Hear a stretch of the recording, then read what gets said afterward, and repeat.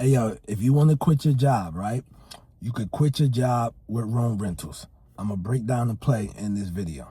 All right, so you know how you rent a house, right? And this is really popular. Being a landlord is really popular. But you might rent a property, right? And let's say your mortgage is $1,000 and it rents out for $1,500 a month, right?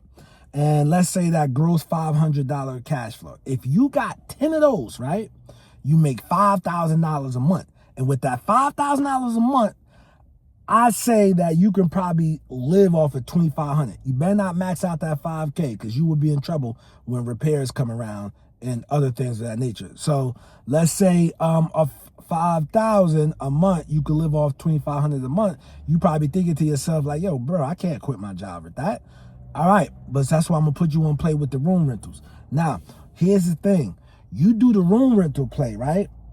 Let's say that now with the room rental play, what you gonna realize once you hit 4 bedrooms and up, right? 4 bedrooms and up, that's when it's really gonna start to make sense.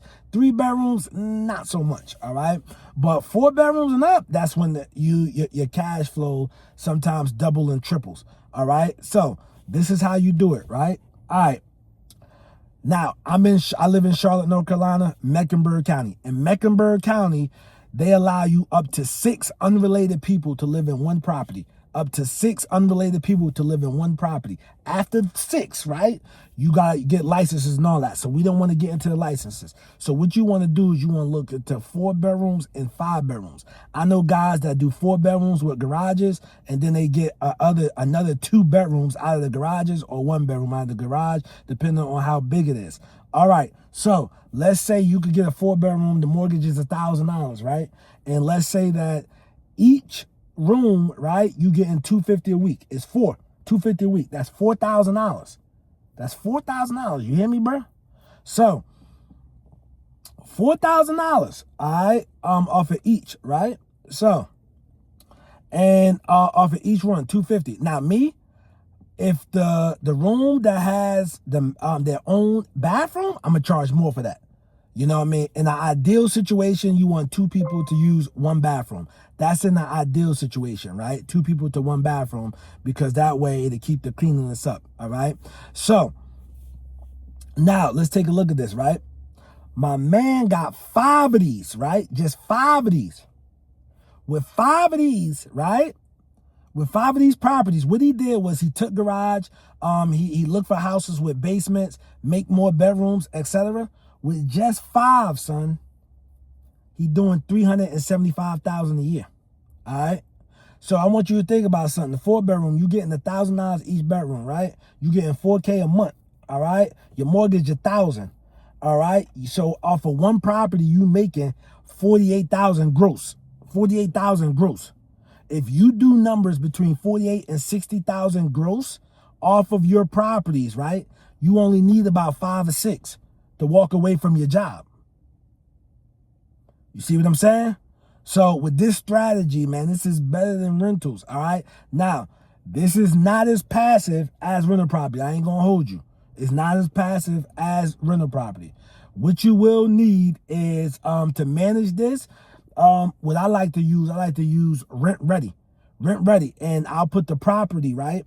Property, room 1. Property, room 2. So 123 Main Street, room 3. 123 Main Street, room 4, right? So, or 123 Main Street, unit 1. 123 unit 2. And to how many bedrooms they got, you could break it down, and that way you can manage them. Now, I'm not going to hold you. There is some babysitting involved. You do have to tap people's phone. Hey, I seen you missed a payment, etc. What's going on?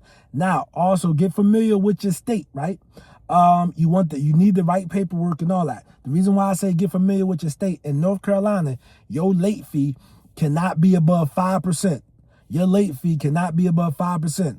All that, go get a rental contract from Staples and all that, like they used to do back in the day, or offline, and the late fee penalty is $10 a day, $50 a day, $25 each day. If that goes to court and the judge see that, you will not win your eviction. That'll get kicked out of court because your contract violates state law. I repeat, your contract violates state law. So with that being said, you want the right paperwork, or you want to know what's the maximum late fee that you can charge. All right. So I use Rent Ready. All right. I'm gonna put the link in the description for Rent Ready, bro. Another thing about this, right? Like with me, you can mix sexes, right?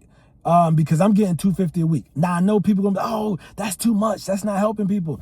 Man, in Charlotte, the average price of a 1-bedroom is $1,500. You find an apartment out here for, let's say you find one for $1,300. How much you gonna need to move in? You're gonna need first month, you're gonna need your security deposit. That's $2,600. Then you gotta get your utilities on. If your credit not right, they gonna want $250 to $500 deposits. So let's say another $500 in deposit. Now you $3,100 in the hole.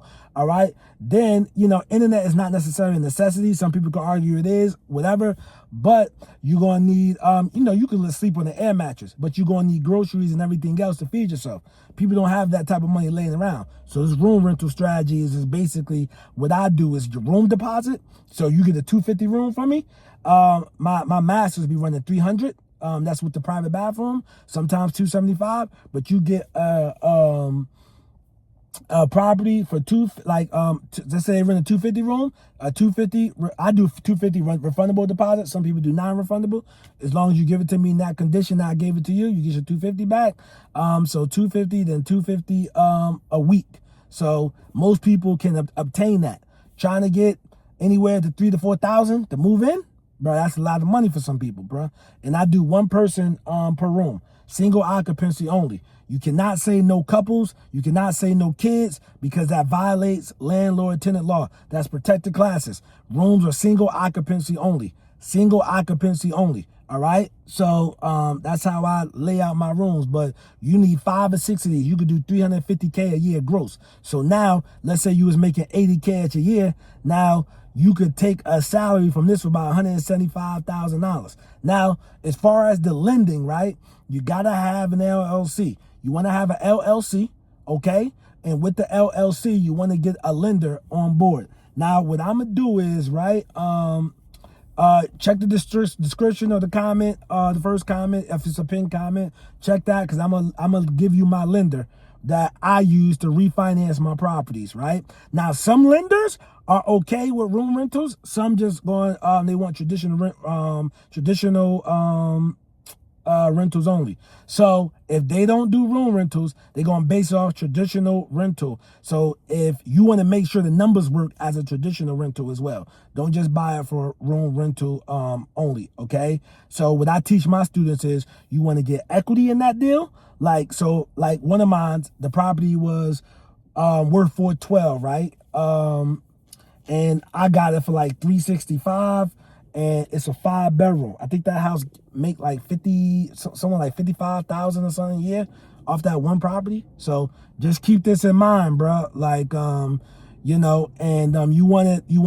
to have equity because just in case you got to do a fire sale, I want the numbers to work on the rental, and I want the numbers to work Airbnb if you decide to go that route, but room rentals as well. So you have multiple exit strategies. All right, so look, right, click on that video next to me, bro. Check out my dude running this joint. Hey, I'm Nasser, aka the real estate guru. I'm not a guru, I'm a guru because I actually do this business. Peace.